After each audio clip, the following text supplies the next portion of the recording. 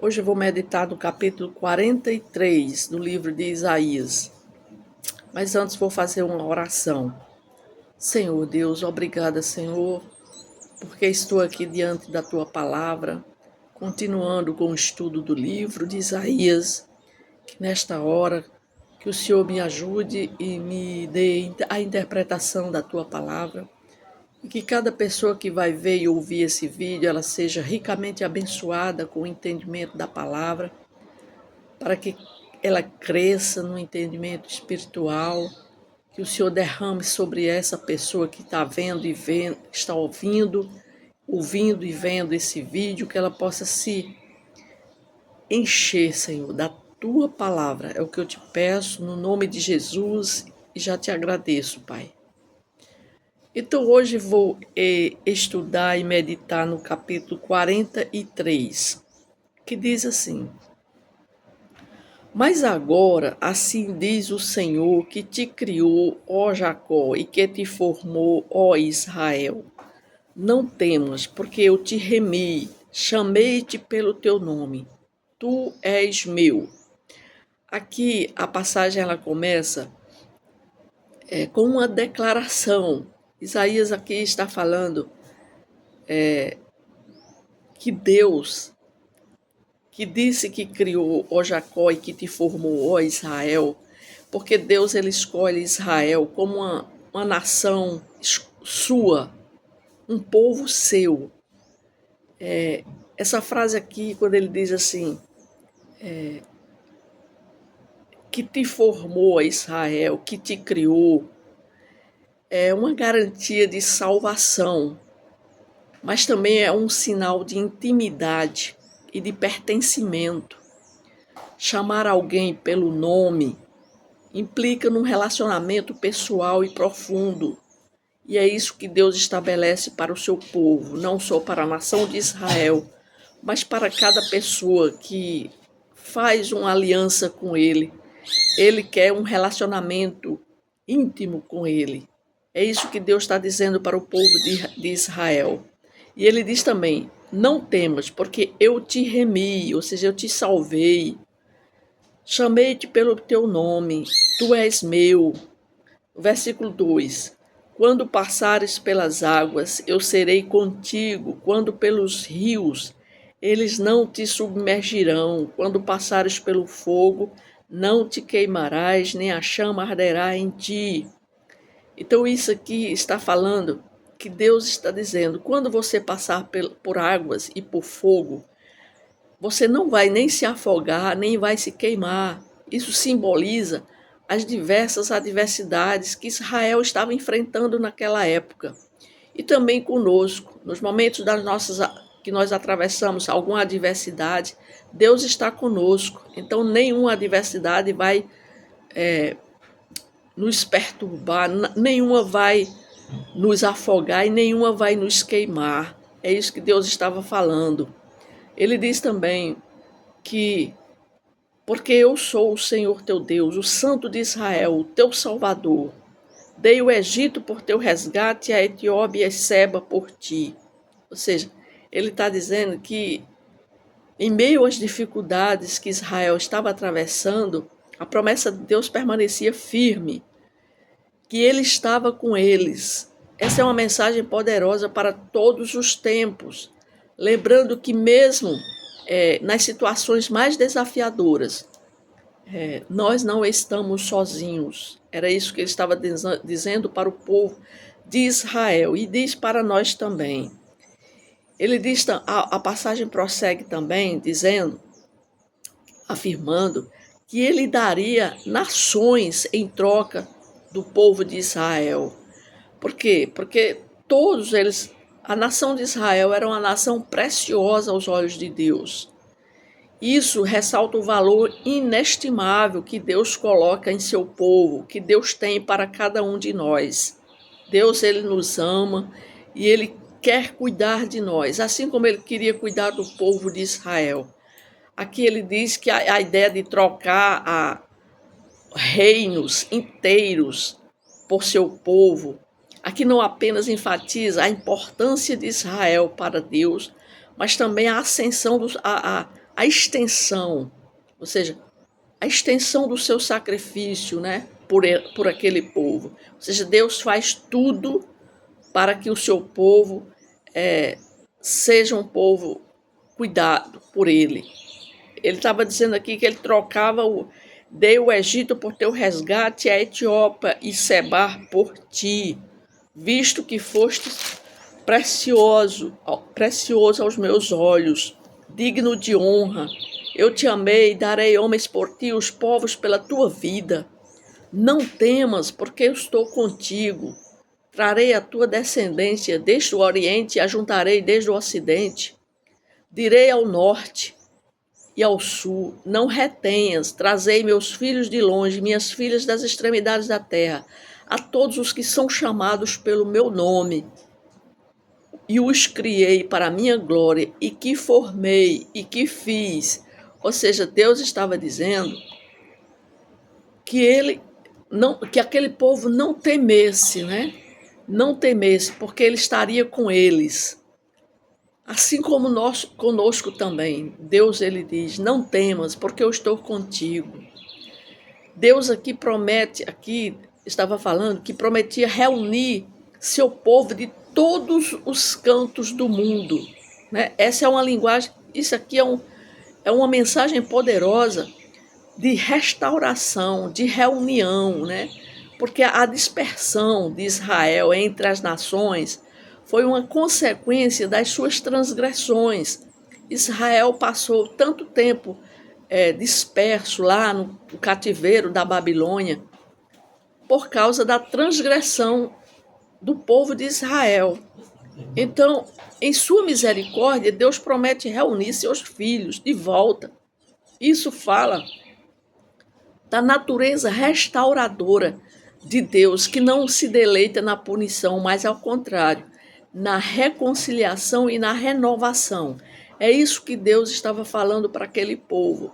E dizendo também que ia trazer o povo de volta das extremidades da terra. Isso também se refere também, quando Jesus viesse, ele viria também para todos, iria fazer uma reunião, né, uma restauração, não somente no povo de Israel, mas em toda a terra. Aí ele diz assim, no versículo 8, traze o povo que ainda tem olhos, é cego, surdo, ainda que tem ouvidos. Todas as nações congreguem-se e povos reúnam-se. Quem dentre eles pode anunciar isto e fazer-nos ouvir as predições antigas?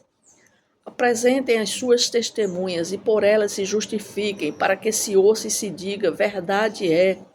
Vós sois as minhas testemunhas, diz o Senhor, o meu servo a quem escolhi, para que o saibais e me creiais e entendais que sou eu mesmo, que antes de mim Deus nenhum se formou e depois de mim nenhum haverá.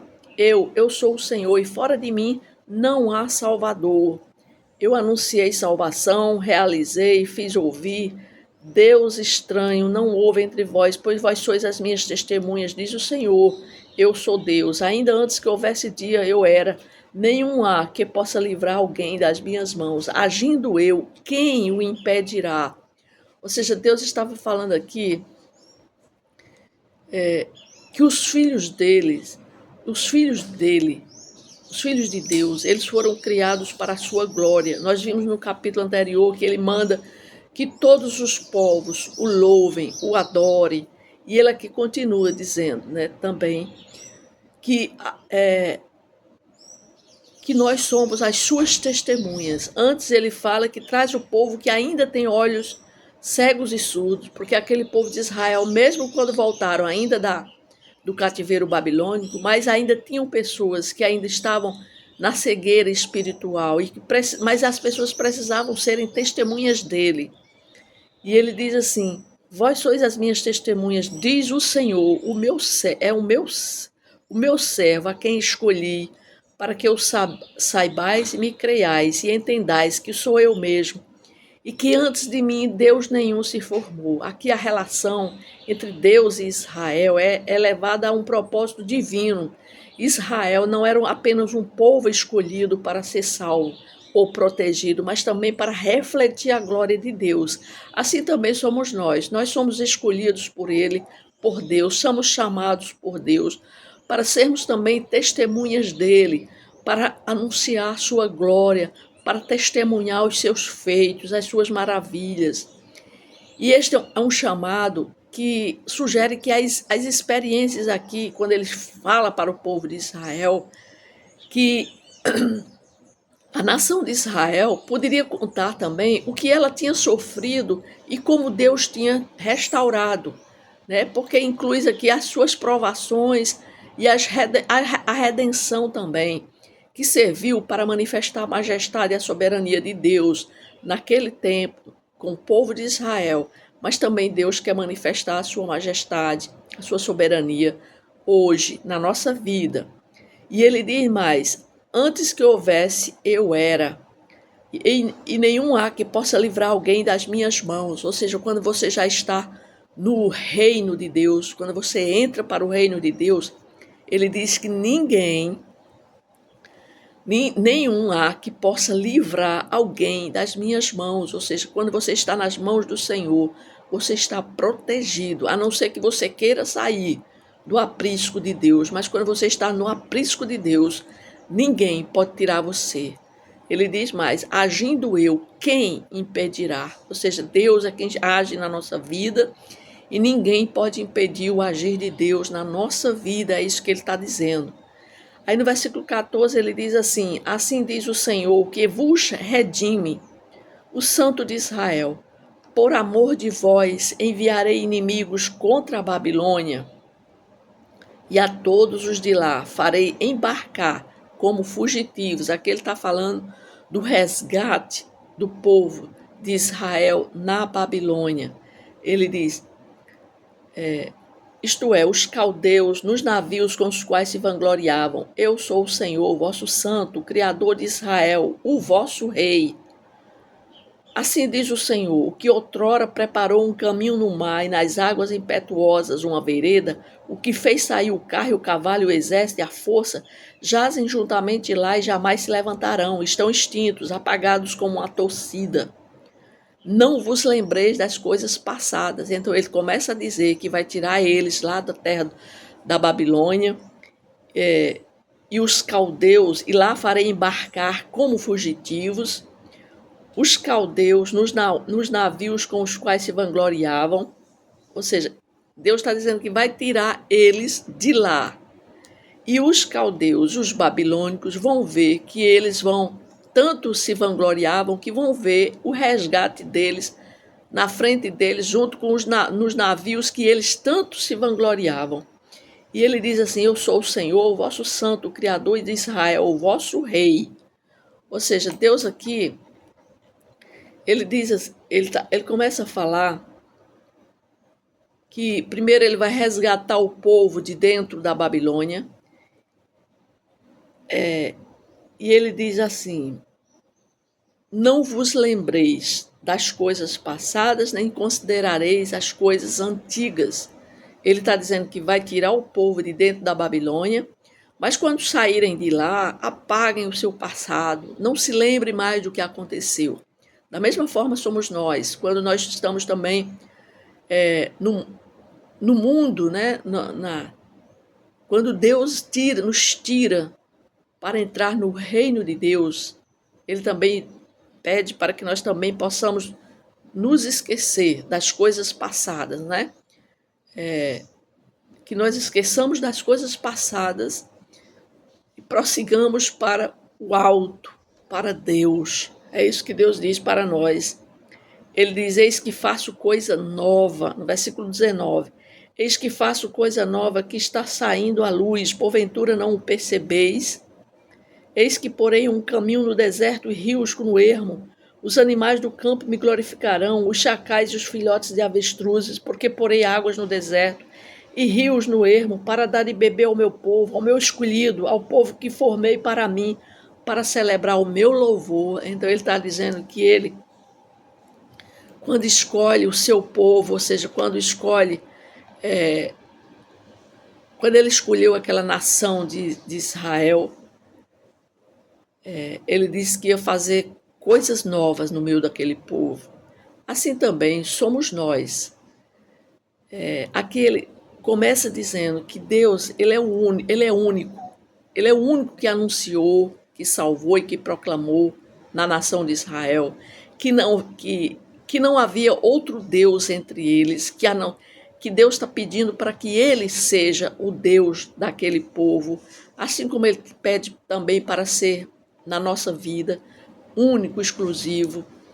E aqui, quando ele fala sobre a libertação do jugo da Babilônia, ele está dando uma ideia de que na história apenas o Deus de Israel mostrou poder e autoridade verdadeiros. Enquanto os ídolos permanecem mudos e inativos, o Deus de Israel é ativo e comunicativo. E ele não apenas fala, mas também ele age, né? E ele age na história. E aqui o versículo 14, ele diz o seguinte, que Deus, a partir do versículo 14, ele diz que Deus, através do profeta Isaías, anuncia novos atos redentores que transcendem os passados, os feitos passados daquele povo, prometendo uma libertação e uma restauração extraordinária para o povo de Israel. Isso é um convite para um futuro de esperança, né? Reconhecendo que Deus está constantemente na nossa vida e que Ele quer que nós sejamos transformados. Assim como Ele diz assim, eis que porei um caminho no deserto e rios no ermo. Ele faz uma comparação assim da salvação com a natureza, né? Porque a natureza pode ser transformada, assim também somos nós, né? Deus promete fazer algo novo que ainda não foi feito. Ele fala abrir caminhos no deserto e rios em terras áridas. Aqui é um simbolismo que representa a capacidade de Deus de prover e criar possibilidades onde parecem não existir.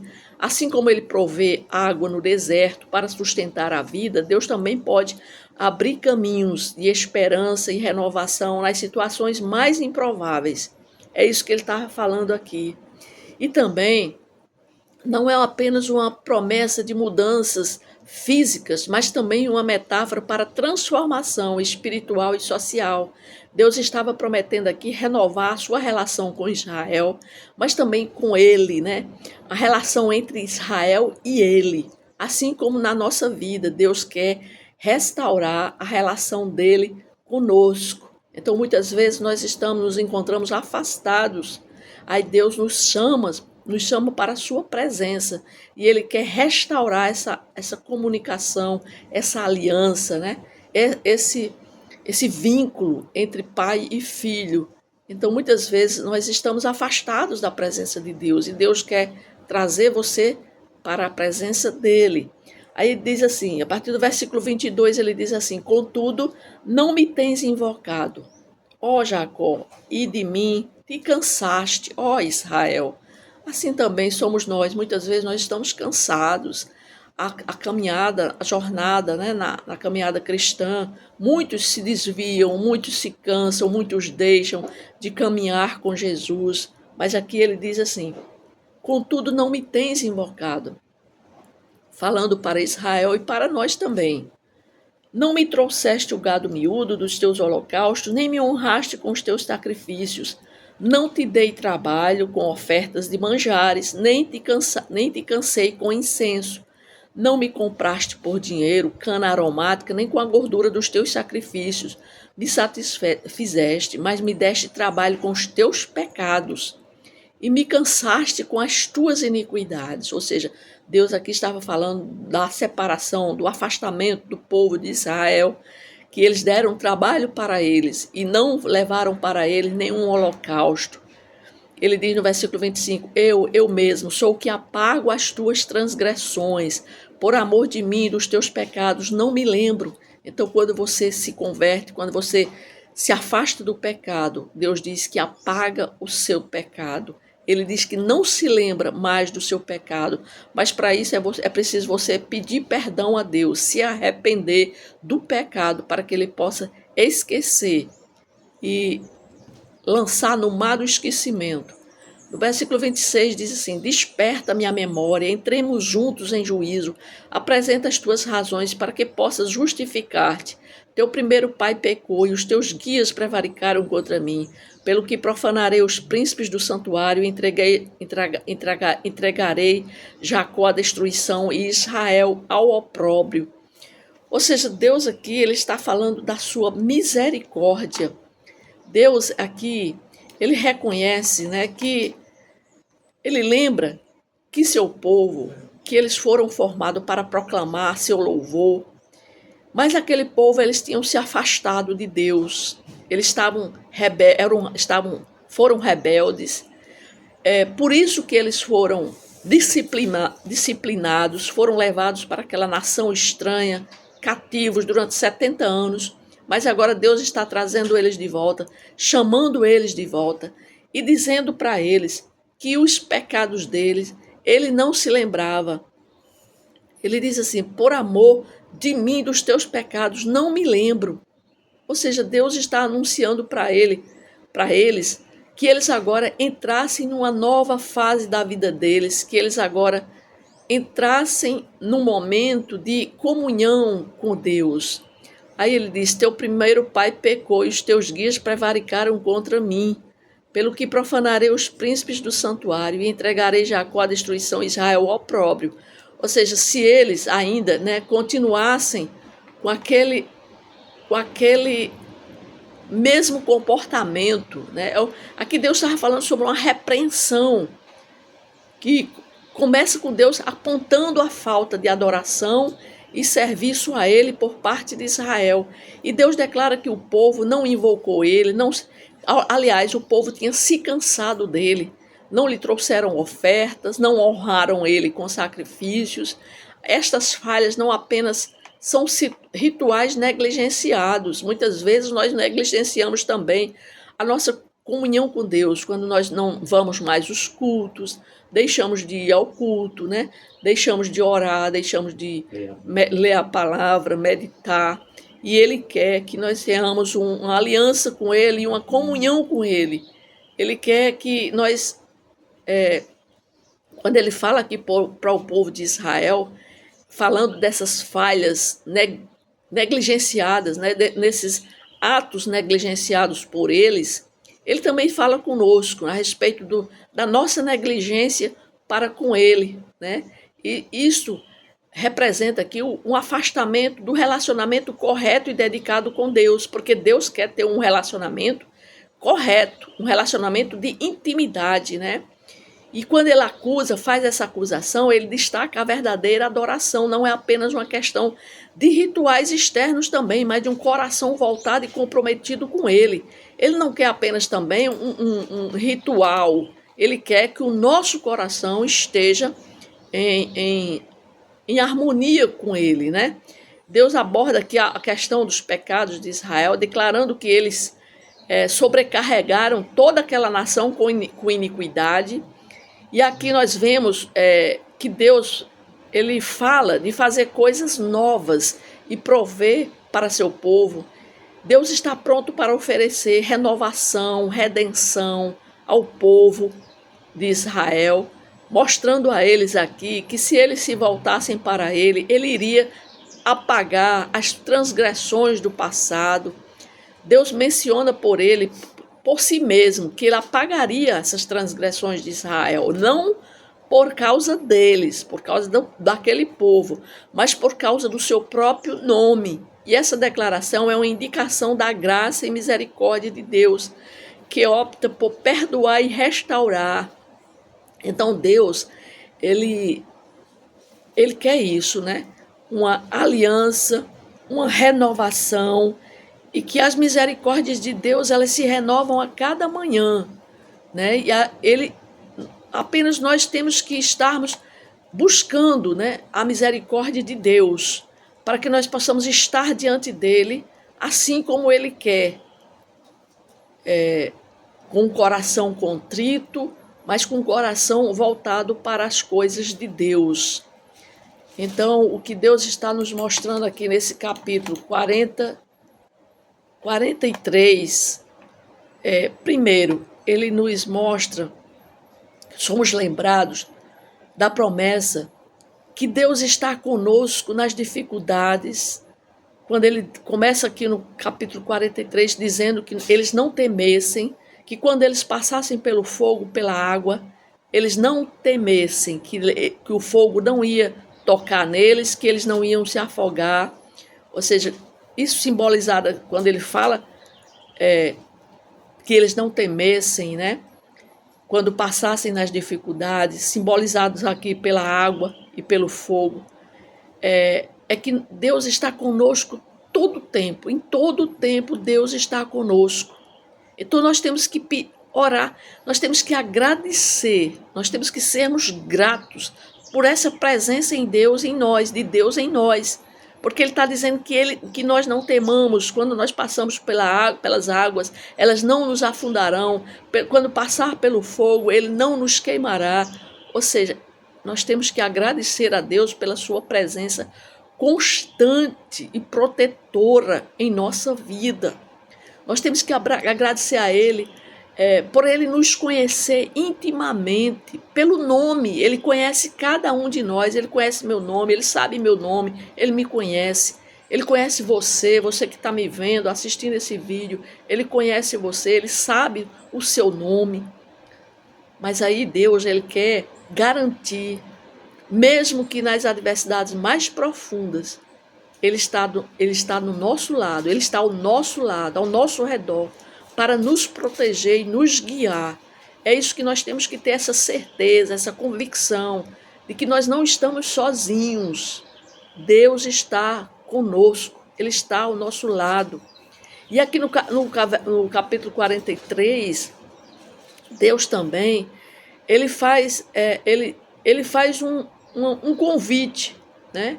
Para buscarmos esta renovação, porque quando ele vem falar da misericórdia do Senhor, ele está dizendo que nós temos que buscar essa renovação, porque aquele povo da Babilônia, que ficaram na Babilônia, o povo de Israel, eles quando voltaram para Israel, ainda tinham pessoas que ainda estavam cegas, ainda eram cegos espirituais, que ainda não tinham se arrependido. Por isso que ele fala da libertação do jugo da Babilônia, mas também ele fala da misericórdia dele, que tinha pessoas ali que precisavam ainda de uma renovação, de uma conversão.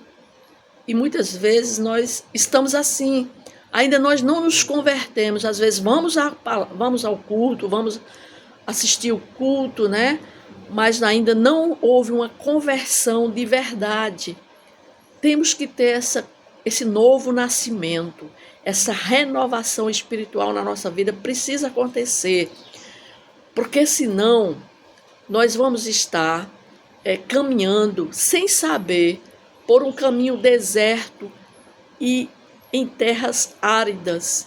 E Ele quer transformar o nosso deserto, o nosso caminho árido em manancial. Ele diz assim, que Ele faria... Eis que porei um caminho no deserto e rios no ermo. Ou seja, Deus ele pode transformar a nossa vida de uma hora para outra. Basta você abrir seu coração. Quando você abre seu coração, ele diz, eis que estou à porta e bato. Se alguém abrir a porta do seu coração, ele entrará e fará ali morada. Então ele quer apenas que você abra seu coração para que ele possa ir aí e habitar em você e morar em você. Basta sua decisão de arrependimento e reconhecer a Jesus Cristo como seu Senhor e seu Salvador. Então que nós possamos pedir a Deus que Ele possa revigorar a nossa caminhada, o nosso caminho espiritualmente, que nos ajude a enxergar e abraçar as novas oportunidades de bênçãos que Ele tem preparado para nós. Deus tem preparado um caminho de bênçãos para a nossa vida. Eu creio e continuo firme, fiel a Deus. E a parte final aqui de Isaías, ele nos confronta com a importância do arrependimento e do retorno sincero a Deus. É isso que nós vimos aqui, né? Que nós temos que ter essa oportunidade. Se você aí que está me ouvindo esse vídeo, ainda não teve esse encontro pessoal com o Senhor Jesus Cristo, ainda não teve essa renovação, ainda você percebe que você não tem certeza de salvação, que você está nessa caminhada, mas não tem a certeza da sua salvação, você precisa se arrepender, reconhecer que é pecador e aceitar Jesus Cristo como seu Senhor e seu Salvador. Aceitar o quê? Aceitar essa palavra e se tornar uma pessoa que creia verdadeiramente nessa palavra, um crente que se torne um crente em Jesus, acreditando no que tudo que a palavra está escrita nela. É isso que você precisa fazer, reconhecer que é pecador e aceitar Jesus Cristo como Senhor e Salvador da sua vida e começar a trilhar esse caminho de buscar a Deus através da sua palavra. Faça da palavra de Deus um guia, um manual, né? Um manual de fé. É isso que eu peço para a sua vida nesse dia hoje que estamos celebrando o nascimento de Jesus. O nascimento de Jesus, pelo censo que foi feito, né? Pelo recenseamento que houve naquela época, os estudos, os teólogos dizem que o nascimento de Jesus, na verdade, ele aconteceu em março, no mês de março.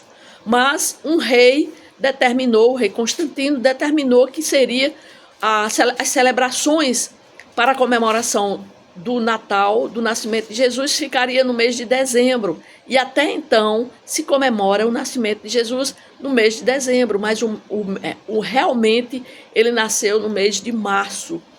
Mas isso não significa dizer que o nascimento dele é apenas um dia. O nascimento de Jesus na nossa vida tem que ser todos os dias. Todos os dias nós temos que estar com Jesus na nossa vida. Ele tem que nascer em nós todos os dias, porque todos os dias nós temos que estarmos com Ele e Ele conosco. Essa convicção temos que ter do nascimento de Jesus na nossa vida e continuando com Ele, não se afastando da sua presença. Natal significa esse, nascimento espiritual, mas que nós temos que continuar com a presença do Senhor na nossa vida, em que hoje, que Deus possa abençoar cada pessoa que vai ver e ouvir esse vídeo neste dia, que Deus abençoe a sua vida com um nascimento espiritual, um nascimento para uma nova vida. É isso que eu desejo para cada pessoa que está vendo e ouvindo esse vídeo. Amém? Amém.